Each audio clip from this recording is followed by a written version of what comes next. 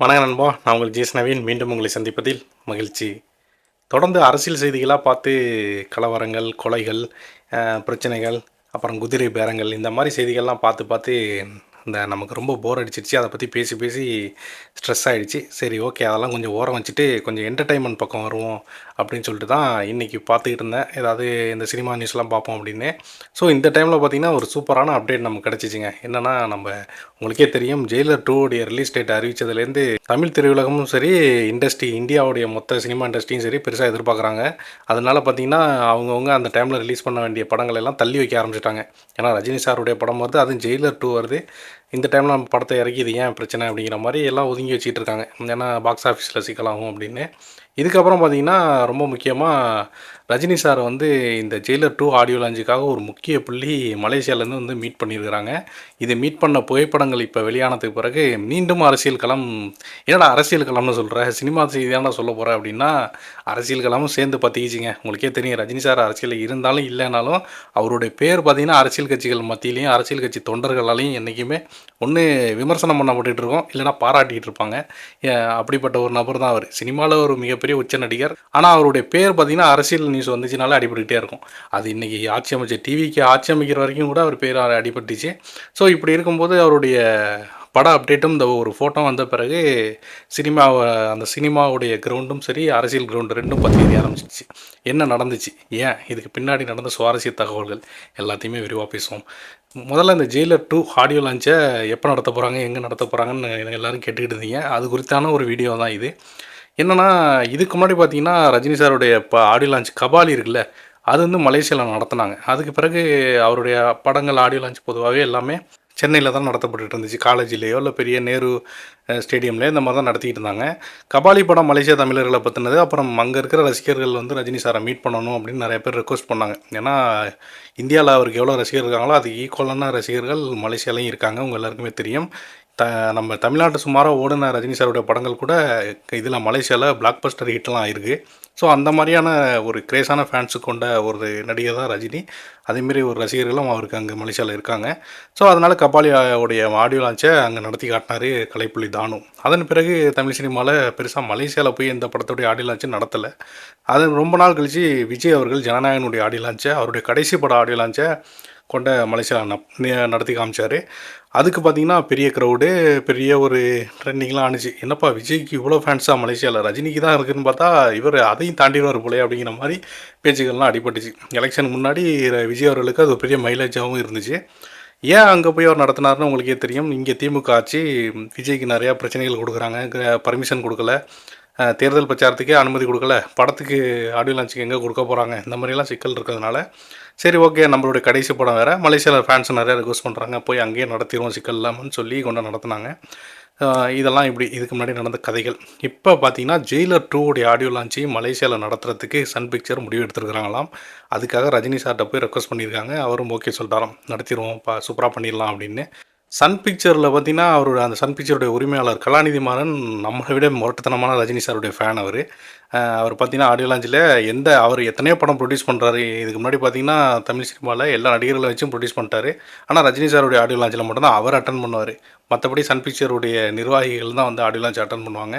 ரஜினி சாருடைய படம் ஜெயிலராக இருக்கட்டும், பேட்டையாக இருக்கட்டும், எந்திரனாக இருக்கட்டும், இந்த மாதிரி அதோடைய ஆடியோ லான்ச்சில் மட்டும்தான் அவர் அந்த சன் பிக்சரோட உரிமையாளர் கலாநிதி மாறனே ரஜினி சார் பக்கத்தில் உட்காந்து பேசிட்டு போவார்.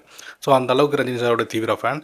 ஸோ அவர் என்ன சொல்லியிருக்காரு அப்படின்னா, உங்களுடைய மாசை காட்டி ரொம்ப நாளாக ஆயிடுச்சு சார். நீங்கள் இப்போல்லாம் பார்த்தீங்கன்னா நம்ம சென்னைக்குள்ளேயே ஆடியோ லான்ச் நடத்துகிறோம், சின்னதாக நடத்துகிறோம், பெரிய ஸ்பேஸும் நமக்கு கிடைக்க மாட்டேங்குது. உங்களுடைய ரசிகர்களை திரட்டுறதுக்கு உங்களுடைய வெளிநாட்டு ரசிகர்கள் இருக்காங்களே, அவங்க உங்களை பார்க்கணுன்னு ஆசைப்பட்றாங்க.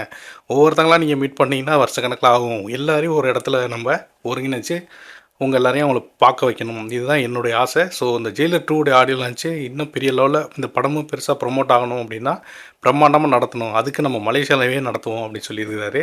ஸோ அதுக்கு பிறகு ரஜினி சாரும் ஓகே பண்ண பிறகு தான் இன்று மலேசியாவிலேருந்து ஒரு முக்கிய நபர் ரஜினி சாரை சந்தித்தார். இந்த ஃபோட்டோவில் இருக்கார்ல, இவர் யாருன்னா டத்தோ மாலிக்.